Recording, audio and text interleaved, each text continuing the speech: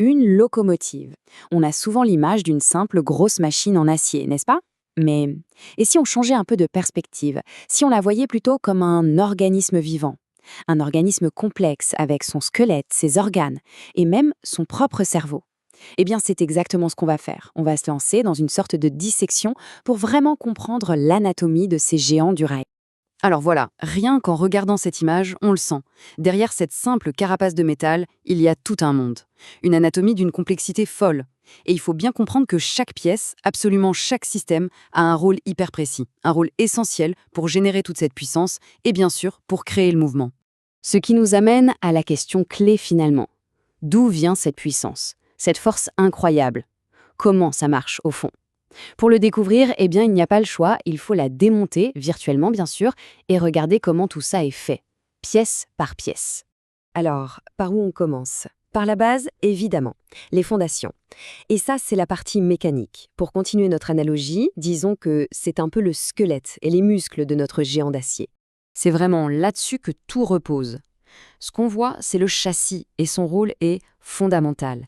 Il supporte tout le poids de la locomotive. C'est simple, sans cette base ultra robuste, rien, absolument rien, ne tiendrait debout. Et ce squelette, il n'a pas qu'un seul rôle, il a 3 fonctions vraiment essentielles. D'abord, il y a le guidage, c'est lui qui maintient l'engin parfaitement sur les rails. Ensuite, la suspension, cruciale pour que le trajet soit stable sans trop de secousses. Et enfin, la traction. C'est là que la magie opère, la transmission de la force pour tirer des charges qui pèsent des milliers de tonnes. En résumé, guidage, stabilité et puissance. Ok, on a vu le squelette, la structure, maintenant il est temps de passer à l'étape suivante de notre dissection. On ouvre la bête et on regarde à l'intérieur.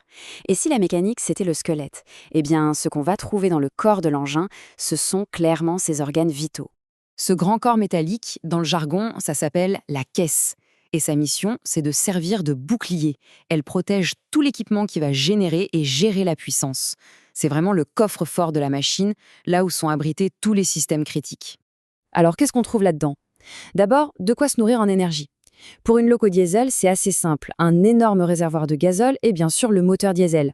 Mais pour une électrique, c'est différent. Son énergie, elle va la chercher en haut, grâce aux pantographes, ces fameux bras articulés qui viennent capter le courant directement sur les lignes aériennes. Mais attention, avoir de l'énergie brute, ça ne suffit pas. La caisse, elle abrite aussi toute une équipe de soutien, des systèmes absolument essentiels. On parle de tout l'équipement électrique, batteries, alternateurs, transfo, mais aussi des compresseurs qui fournissent l'air comprimé, vital pour les freins par exemple, et bien sûr, à l'avant et à l'arrière, le dispositif d'attelage, sans qui la loco, eh bien, elle se promènerait toute seule. Et d'ailleurs, petite parenthèse sur les engins plus modernes. Tout ce matériel n'est plus simplement posé un peu partout. Non, l'ingénierie a fait un bond. Maintenant, on regroupe tout ça en blocs de fonctions modulaires. On a par exemple un bloc moteur, un bloc pour les systèmes auxiliaires. C'est hyper malin parce que ça rend la maintenance beaucoup plus simple et ça optimise l'efficacité de l'ensemble. Donc, si on récapitule, on a un squelette, des muscles, des organes, bref, une machine impressionnante, pleine de puissance. Mais il manque quelque chose, non? Qui pilote tout ça? Où se trouve le cerveau de l'opération? Et le cerveau, le voilà. C'est la cabine de conduite, le véritable centre de commandement du conducteur. C'est ici, dans cet espace finalement assez réduit, qu'une seule personne va prendre les commandes et diriger toute cette puissance colossale. C'est le centre névralgique de tout l'engin. Et le travail du conducteur, c'est une séquence très logique, un peu comme un rituel. Ça commence par la mise en service, c'est-à-dire le démarrage de la machine. Une fois que tout est allumé, vient la mise en mouvement, on commence à avancer. Ensuite, bien sûr, il faut gérer les freins.